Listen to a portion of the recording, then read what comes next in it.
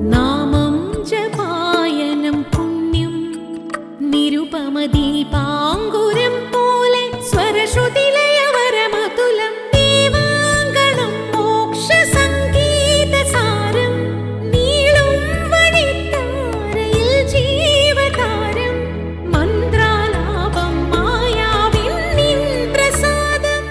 ദീപം ദീപം ദീപം ഇരുൾ നീങ്ങിയുണരുന്ന തെളിനാളദീപം.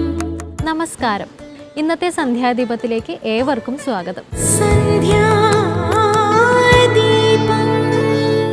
സത്യമാണീശ്വരൻ, ധർമ്മമാണീശ്വരൻ, ത്യാഗമാണീശ്വരൻ, സ്നേഹമാണീശ്വരൻ. ഹരിശ്ചന്ദ്രനും കുചേലനുമെല്ലാം നമുക്ക് തരുന്ന പാഠം അതാണ്. ദീർഘമായ വഴികൾ താണ്ടുമ്പോൾ പഴയ കാലത്ത് പാട്ടുപാടി നടക്കും. യാത്രയുടെ ക്ഷീണം അറിയാതിരിക്കാൻ ഇത് സഹായിക്കും. അതുപോലെ ജീവിതത്തിൻ്റെ കഠിനമായ വഴികളിൽ സഞ്ചരിക്കുന്ന നമുക്ക് ഈശ്വരനാമങ്ങൾ കരുത്തേകട്ടെ. ആരംഭിക്കുന്നു സന്ധ്യാനാമം.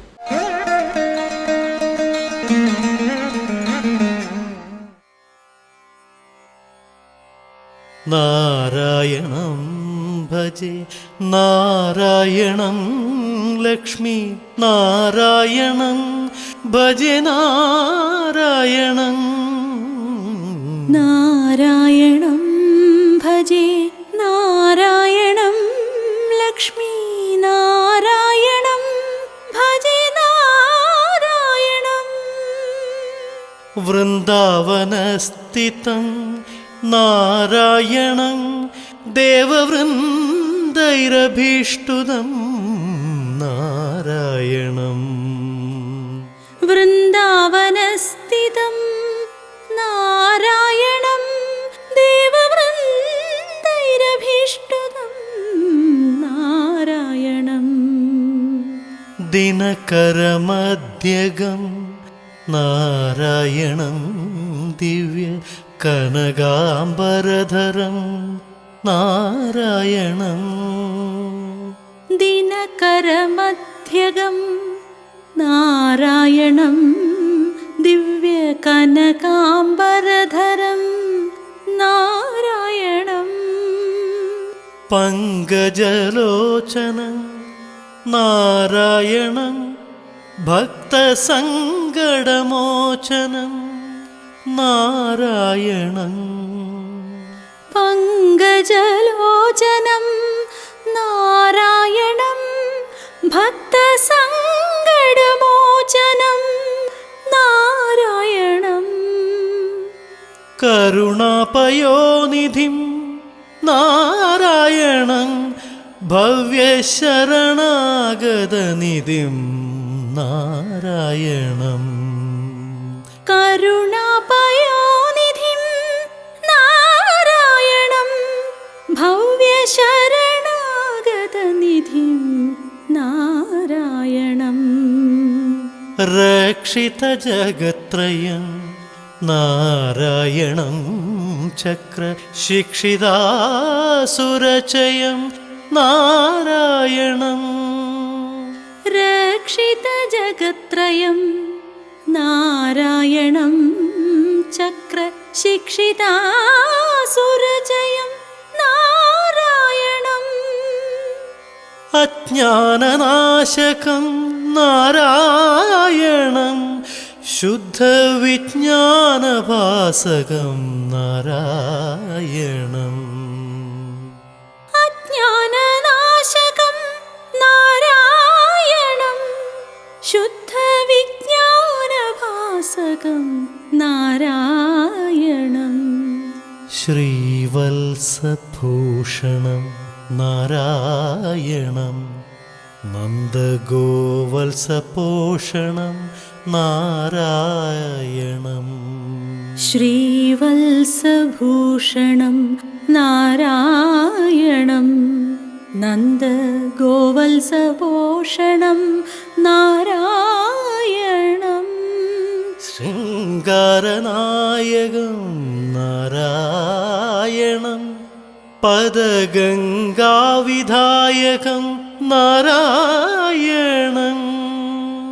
ശൃംഗാരനായകം നാരായണം പദഗംഗാവിധായകം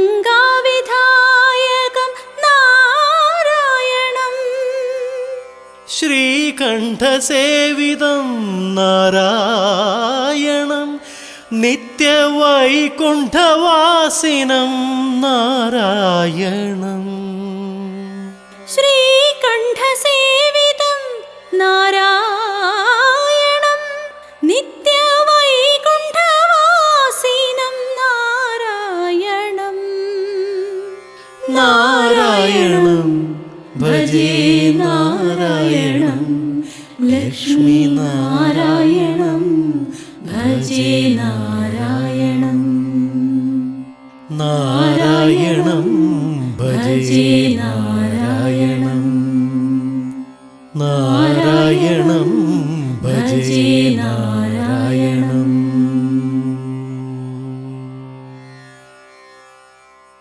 ഏതൊരു പുണ്യകർമ്മത്തിനും മുന്നോടിയായി ആരാധിക്കുന്ന ദേവനാണ് ഗണപതി. ആരാണ് ഈ ഗണപതി? ഇന്നു മുതൽ കഥയമമ്മയിലൂടെ ഗണപതിയെക്കുറിച്ച് കൂടുതൽ അറിയാം. എല്ലാ സജ്ജനങ്ങൾക്കും കഥയമമ്മയുടെ പുതിയൊരു അധ്യായത്തിലേക്ക് ഹാർദവമായ സ്വാഗതം.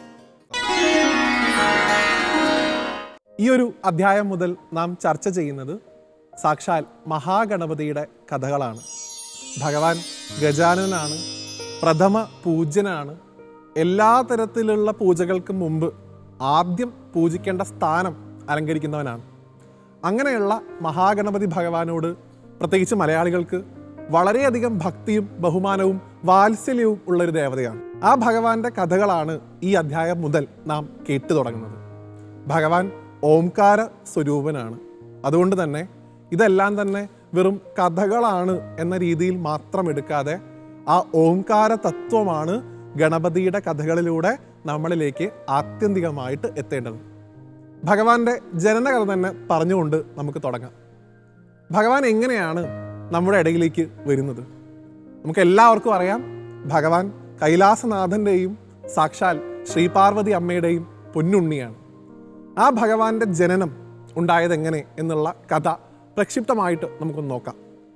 കൈലാസത്തിൽ ശ്രീപാർവതി ദേവിക്ക് തൻ്റെ മാത്രമെന്ന് അവകാശപ്പെടാൻ, തൻ്റെ എല്ലാ ആജ്ഞകളും കേൾക്കാനായി, തന്നെ സംരക്ഷിക്കാനായി തനിക്ക് മാത്രമായിട്ടൊരാൾ വേണം എന്നൊരു തോന്നലുണ്ടായി എന്നാണ്. അമ്മയുടെ ശരീരത്തിൽ പുരട്ടാനായി കൊണ്ടുവന്നിരുന്ന മഞ്ഞളും കുങ്കുമവും മറ്റ് ലേപനങ്ങളും എല്ലാം ചേർത്ത് കുഴച്ച് മനോഹരമായിട്ടുള്ള ഒരു ഉണ്ണിയുടെ പ്രതിമ ഉണ്ടാക്കി. ആ പ്രതിമയിലേക്ക് അമ്മയുടെ തന്നെ ശക്തി ആവാഹിച്ചു എന്നാണ്. അതിമനോഹരനായിട്ടുള്ള ഒരു കുമാരനായി അവൻ രൂപം കൊണ്ടു. അമ്മ വിനായകൻ എന്ന് പേരിട്ടു. അമ്മ തൻ്റെ യോഗശക്തിയിൽ നിന്ന് ഒരു ദണ്ഡ് ഉണ്ടാക്കി അവന് കൊടുത്തു. അവനോട് പറഞ്ഞു, അമ്മ, നീ എന്നെ സംരക്ഷിക്കാൻ വേണ്ടി ഉണ്ടായവനാണ്. നിന്റെ പ്രഥമ കർത്തവ്യം എന്ന് പറയുന്നത് അമ്മയെ സേവിക്കുക എന്നുള്ളതാണ്. അതുകൊണ്ട് ഞാനിപ്പോൾ സ്നാനത്തിനായിട്ട് കുളിക്കടവിലേക്ക് പോവുകയാണ്. ആരൊക്കെ വന്നാലും എൻ്റെ കുളിക്കടവിലേക്ക് നീ അവരെ പ്രവേശിപ്പിക്കരുത് എന്നുള്ള അമ്മയുടെ ആജ്ഞ വിനായകൻ ശിരസ വഹിക്കുന്നു. നിരവധിയായിട്ടുള്ള ആളുകൾ ആ വഴി പോകുന്നു. അവരെയൊക്കെ വിനായകൻ തടയുന്നു. സാക്ഷാൽ മഹാദേവൻ തന്നെ അവിടെ പ്രത്യക്ഷനാവുന്നു. സ്വന്തം പത്നിയുടെ കുളിക്കടവിലേക്ക് എനിക്ക് പ്രവേശിക്കാനുള്ള അധികാരമുണ്ട് എന്നാണ് ഭഗവാൻ പറയുന്നത്. എന്നാൽ വിനായകനാവട്ടെ, അമ്മയുടെ ആജ്ഞയല്ലാതെ മറ്റൊരു സ്വാമിയുടെയും വാക്കുകൾ ഞാൻ കേൾക്കില്ല എന്ന് ഭഗവാനോട്, സാക്ഷാൽ മഹാദേവനോട് കയർക്കുന്നു. ഭഗവാൻ ഒരു കുട്ടി ആയതുകൊണ്ട് തന്നെ ആ കുട്ടിയെ നിരവധി തവണ പറഞ്ഞു മനസ്സിലാക്കാൻ ശ്രമിക്കുന്നു. പക്ഷേ വിനായകൻ ഭഗവാന്റെ വാക്കുകൾക്ക് ചെവി കൊടുക്കുന്നില്ല. നന്ദി ഉൾപ്പെടെയുള്ള നിരവധിയായിട്ടുള്ള ഭൂതഗണങ്ങളെ ഭഗവാൻ കുട്ടിയെ മാറ്റാനായി നിയോഗിക്കുന്നു. അവർക്കാർക്കും തന്നെ വിനായകന്റെ ശക്തിക്ക് മുമ്പിൽ പിടിച്ചു നിൽക്കാൻ സാധിച്ചില്ല. ദേവന്മാർ പോലും ശ്രമിച്ചു എന്നാണ്, എന്നിട്ട് പോലും സാധിച്ചില്ല. അവസാനം സാക്ഷാൽ മഹാദേവൻ തന്നെ തൻ്റെ തൃശൂലം കൊണ്ട് ആ കുട്ടിയുടെ തല അറുക്കുന്നു. ഏത് അമ്മയ്ക്കാണ് സ്വന്തം മകന് ആപത്തുണ്ടായാൽ സഹിക്കാൻ സാധിക്കുക? പ്രത്യേകിച്ച് തൻ്റെ ചൈതന്യത്തിൽ നിന്ന് ഉണ്ടാക്കിയതാണ് വിനായകനെ ശ്രീപാർവതി. ആ അമ്മയുടെ മനസ്സ് നൊന്തു. അമ്മ പരാശക്തിയാണ്, പ്രകൃതിയാണ്. സ്വന്തം മകൻ്റെ ജീവൻ പോയി എന്നറിയുന്ന അമ്മ തൻ്റെ രൗദ്രഭാവത്തിലേക്ക് മാറി. അമ്മയുടെ ക്രോധം കൊണ്ട് ലോകം മുഴുവൻ മുടിഞ്ഞു പോവും എന്ന് തോന്നി. അത്രയധികം ക്രോധം ശ്രീപാർവതിയിൽ ആവേശിച്ചു എന്നാണ്. എൻ്റെ മകന് ജീവൻ നൽകാതെ ഞാൻ എൻ്റെ ക്രോധം ഉപസംഹരിക്കില്ല എന്ന് അമ്മ വാഗ്ദാനം ചെയ്തു. ഭഗവാൻ മഹാദേവൻ തന്നെയാണ് ഈ അവസ്ഥയ്ക്ക് ഒരു പരിഹാരം നിർദ്ദേശിക്കുന്നത്. ഭഗവാൻ ദേവന്മാരോട് പറയുന്നു, നിങ്ങൾ വടക്ക് ദിശയിലേക്ക് യാത്ര ചെയ്യുക. അവിടെ കാണുന്ന ആദ്യത്തെ ജീവനുള്ള വസ്തുവിൻ്റെ തല ഇങ്ങോട്ട് കൊണ്ടുവരിക. ദേവന്മാർ യാത്ര ചെയ്തു, വടക്ക് ഭാഗത്തേക്ക് പോയി. ആദ്യം കണ്ടത് ഒരു ആനയാണ്. ആ ആനയുടെ തല വെട്ടി കൈലാസത്തിലേക്ക് കൊണ്ടുവന്നു. ഭഗവാൻ മൃത്യുഞ്ജയനാണല്ലോ കൈലാസനാഥൻ. ഭഗവാൻ ആ കുട്ടിയുടെ കഴുത്തിന് മുകളിലായി ആ ആനത്തല വെക്കുന്നു. ഭഗവാന്റെ ചൈതന്യം ആ കുട്ടിയുടെ ദേഹത്തേക്ക് പ്രവേശിക്കുന്നു. വിനായകന് ജീവൻ വരുന്നു. അവൻ ഗജമുഖനായി തീരുന്നു. എന്നിട്ട് പോലും ശ്രീപാർവതിയുടെ ക്രോധത്തിന് ശമനം ഉണ്ടായില്ല എന്നാണ് മഹാത്മാക്കൾ പറയാറുള്ളത്. ആ അമ്മ തൻ്റെ മകന് വേണ്ടി നിരവധിയായിട്ടുള്ള വരങ്ങൾ ദേവന്മാരിൽ നിന്ന് പിടിച്ചു വാങ്ങി. അതിലേറ്റവും പ്രധാനപ്പെട്ട വരങ്ങളിൽ ഒന്നാണ് നാം നേരത്തെ സൂചിപ്പിച്ച, ഇനി ഏത് പൂജയുണ്ടായാലും എന്തൊരു ചടങ്ങുണ്ടായാലും എൻ്റെ കുട്ടിയെ, എൻ്റെ മോനെ ആയിരിക്കണം ആദ്യം പ്രാർത്ഥിക്കേണ്ടത്, അവനെ ആയിരിക്കണം ആദ്യം പൂജിക്കേണ്ടത് എന്ന വരം. അങ്ങനെയാണ് ശ്രീ മഹാഗണപതി എല്ലാ പൂജകളുടെയും പ്രഥമ സ്ഥാനം അലങ്കരിക്കാൻ തുടങ്ങിയത്. ഈ കഥയായിട്ട് കേൾക്കാൻ നമുക്ക് എല്ലാവർക്കും ഇഷ്ടമാണ്. എന്നാൽ മഹാഗണപതിയുടെ യഥാർത്ഥത്തിലുള്ള തത്വം എന്തെന്ന് ഈ കഥയിൽ പറഞ്ഞു വയ്ക്കുന്നു. നമ്മുടെയൊക്കെ ശരീരത്തിലെ ഷഡ്ചക്രങ്ങളായിട്ടുള്ള ഏറ്റവും ആദ്യത്തെ ചക്രം മൂലാധാരം. ആ മൂലാധാരത്തിലാണ് കുണ്ഡലിനി രൂപത്തിൽ സാക്ഷാൽ പരാശക്തി വിരാജിക്കുന്നത്. ആ മൂലാധാര ചക്രത്തിൻ്റെ അധിപതിയാണ് മഹാഗണപതി. ഇതാണ് അമ്മയ്ക്ക് മകൻ കാവൽ നിൽക്കുന്നു എന്നുള്ളത് കൊണ്ട് ഉദ്ദേശിക്കുന്നത്. ആ ഗണപതിയെ പ്രസാദിപ്പിച്ചാൽ മാത്രമേ ഈ മൂലാധാര ചക്രത്തിൽ നിന്ന് ശക്തിയായിരിക്കുന്ന ഭഗവതിക്ക് സഹസ്രാരത്തിലിരിക്കുന്ന ശിവനുമായി സമ്മേളിക്കാൻ സാധിക്കുള്ളൂ. യോഗവിദ്യ തന്നെയാണ് ഈ കഥയിലൂടെ നമ്മൾ പരിചയപ്പെട്ടത്. എന്നാൽ യോഗവിദ്യ ആയി പറയുമ്പോൾ പെട്ടെന്ന് ആളുകൾക്ക് മനസ്സിലാവാത്തത് കൊണ്ട് ആചാര്യന്മാർ ഈ കഥാരൂപത്തിൽ പറഞ്ഞു എന്ന് മാത്രം. നിരവധിയായിട്ടുള്ള കഥകൾ ഇനിയും മഹാഗണപതിയെക്കുറിച്ച് നമുക്ക് ചർച്ച ചെയ്യാനുണ്ട്. ഓംകാര സ്വരൂപനായിട്ടുള്ള, പ്രണവസ്വരൂപനായിട്ടുള്ള മഹാഗണപതിയുടെ മറ്റൊരു കഥയുമായി അടുത്ത ദിവസം വീണ്ടും കാണാം. നിങ്ങൾക്ക് എല്ലാവർക്കും നന്ദി, നമസ്കാരം. വളരെ വേഗം പ്രസാദിക്കുന്ന ദേവനാണ് പരമശിവൻ. അസുരന്മാരും രാക്ഷസന്മാരു പോലും ശിവനെ തപസ്സു ചെയ്ത് വരങ്ങൾ നേടിയതായി പുരാണങ്ങൾ പറയുന്നു. ഇന്നത്തെ ദീപാരാധന കാഴ്ച ഈ ശിവസന്നിധിയിലാവട്ടെ.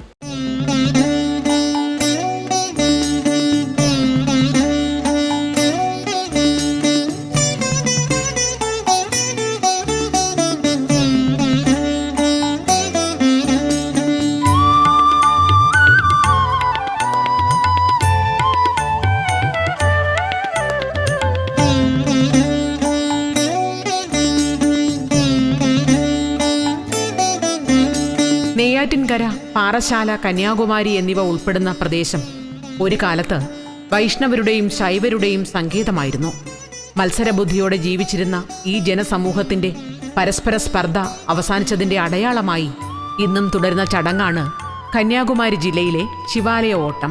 അണിജടയിൽ അമ്പിളിക്കലയിൽ നിന്നുലകിൻ്റെ അഴൽ തീർക്കും പൂനിലാവിൻ പാലൊഴുകുന്നു.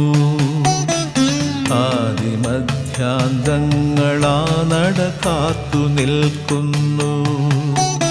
ഈ രണ്ട് വിഭാഗക്കാരും പ്രബലമായിരുന്ന കാലത്തിന്റെ തിരിശേഷിപ്പുകളാണ് ഈ പ്രദേശങ്ങളിൽ അങ്ങോളം ഇങ്ങോളം കാണുന്ന പ്രാചീനമായ വിഷ്ണുക്ഷേത്രങ്ങളും ശിവക്ഷേത്രങ്ങളും.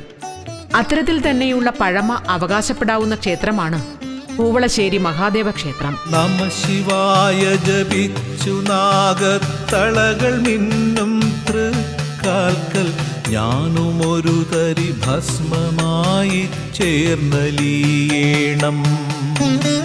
നമ ശിവായ ജപിച്ചു നാഗത്തളകൾ മിന്നും തൃക്കാൽക്കൽ ഞാനുമൊരു തരി ഭസ്മമായി ചേർന്നലിയേണം. പഴയ നെയ്യാറ്റിൻകര താലൂക്കിൽ ഉൾപ്പെട്ടതും ഇന്ന് കാട്ടാക്കട താലൂക്കിന്റെ ഭാഗമായതുമായ മാറനല്ലൂർ വില്ലേജിൽ ഉൾപ്പെട്ട പൂവളശ്ശേരി എന്ന പ്രദേശത്താണ് ഈ പ്രാചീന ശിവക്ഷേത്രം സ്ഥിതി ചെയ്യുന്നത്.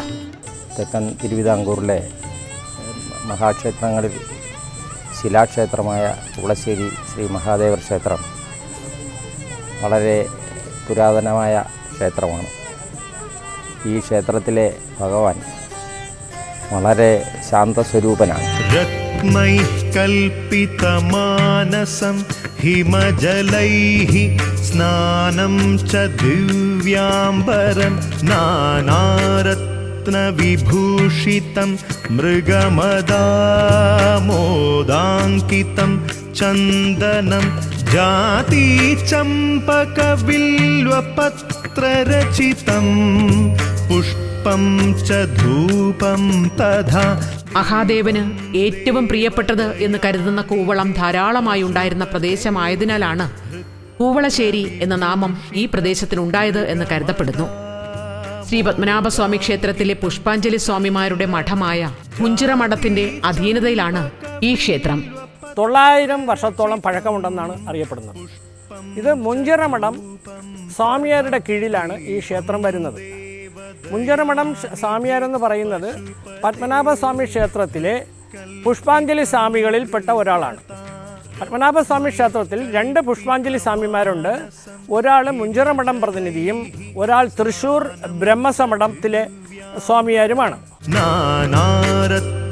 വിഭൂഷിതം മൃഗമദാമോദാങ്കിതം ചന്ദനം ജാതീചമ്പകവില്വപത്രരചിതം പുഷ്പം ച ധൂപം തഥാ.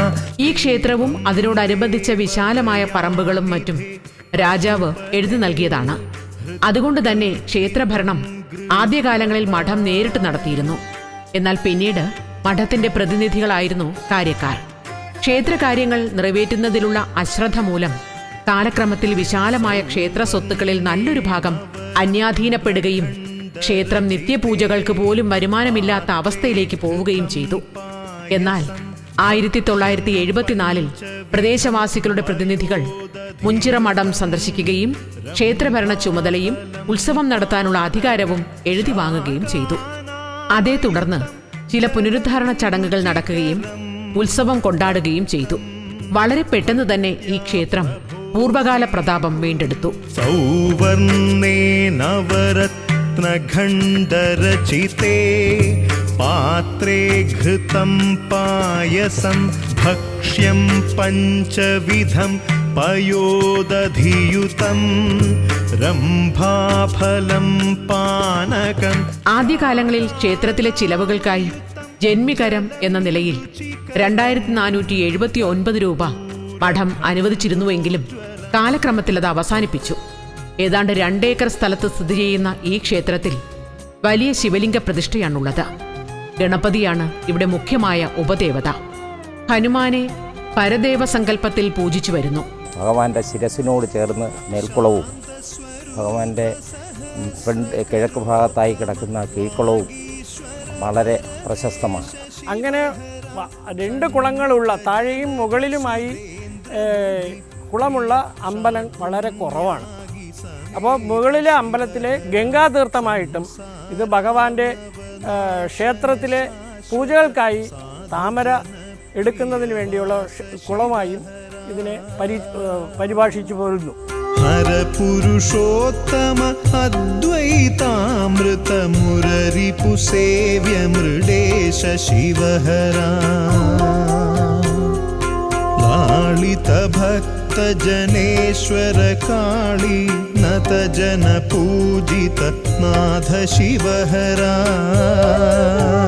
1997 മുതൽ ക്ഷേത്രഭരണം നടത്തിവരുന്നത് കൂവളശ്ശേരി മഹാദേവ ട്രസ്റ്റാണ്. കുംഭത്തിൽ 10 ദിവസം നീണ്ടു നിൽക്കുന്ന തരത്തിലാണ് ഇവിടുത്തെ പ്രധാന ഉത്സവം നടത്തപ്പെടുന്നത്. സാംബ സദാശിവ സാംബ സദാശിവ സാംബ സദാശിവ സാംബ സദാശിവ. ശാന്തമായ ഗ്രാമാന്തരീക്ഷവും വട്ടശ്രീകോവിലും പ്രാചീനത തളം കെട്ടി നിൽക്കുന്ന പ്രദക്ഷിണ വഴിയും എല്ലാം ഇവിടെ എത്തുന്ന ഭക്തരെ ആത്മീയമായ നിർവൃതിയിലേക്ക് കൊണ്ടെത്തിക്കുന്നു. സാംബ സദാശിവ സാംബ സദാശിവ സാംബ സദാശിവ സാംബ സദാശിവ സാംബ സദാശിവ സാംബ സദാശിവ സാംബ സദാശിവ സാംബ സദാശിവ.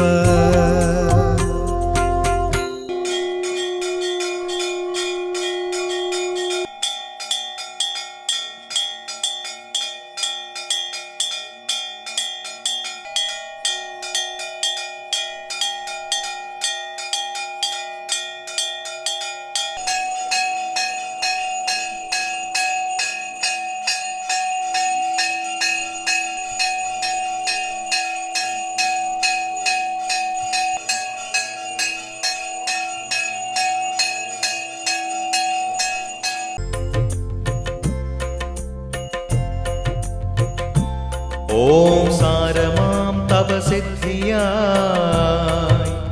പാർവതി കാന്തനായി നീ ലോകം മംഗളകരമാകാ വേലായുധനുദിതാവായി. ഓം സാരമാം തപസിദ്ധിയായി പാർവതി കാന്തനായി നീ ലോകം മംഗളകരമാകാ വേലായുധനുദിതാവായി.